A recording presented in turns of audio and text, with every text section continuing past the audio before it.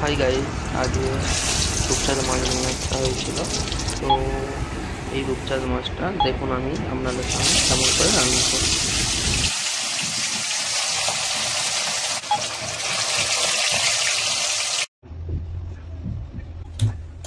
আবার তেল মাছগুলো নামিয়ে নেওয়ার পর এই যে তেল গরম হতে দিয়েছি, এর মধ্যে দিয়েছিলাম 1 চামচ জিরে, তেজপাতা, শুকনো লঙ্কা দিয়ে নাড়লাম একটুখানি। নাড়ার পর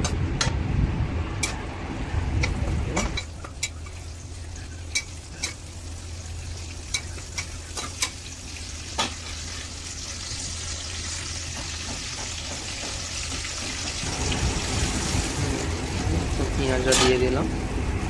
পেঁয়াজ দিয়ে একটু ভেজে নিলাম।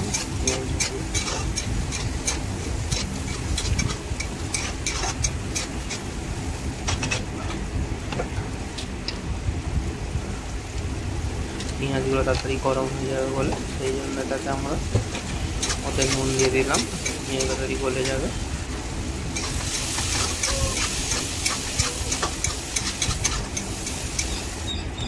পেঁয়াজগুলো ভালো করে ভাজা হয়ে গেছে, দিলাম আদা রসুন পেস্ট, লঙ্কা পেস্ট, টমেটো পেস্ট করে নিলাম, সেটা একটু দিয়ে দিলাম।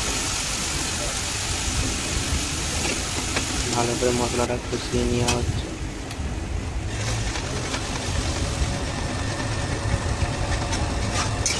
নিলাম, তাহলে অনেকটা জল ছিল, কিন্তু নিয়ে নিল মশলা হয়ে যাওয়ার পর এছাড়া দিয়ে দিলাম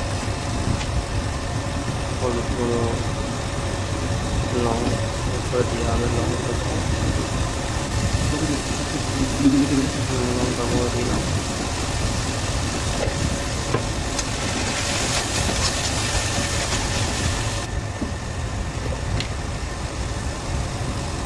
ধনে গুঁড়ো দিলাম, গরম মশলা গুঁড়ো দিলাম, দিয়ে ভালো করে কষিয়ে নিলাম। আরও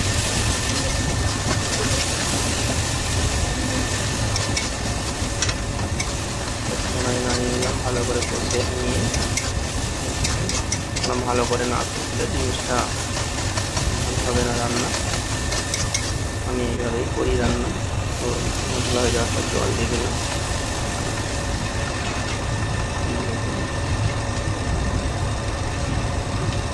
দেখুন এবার আস্তে আস্তে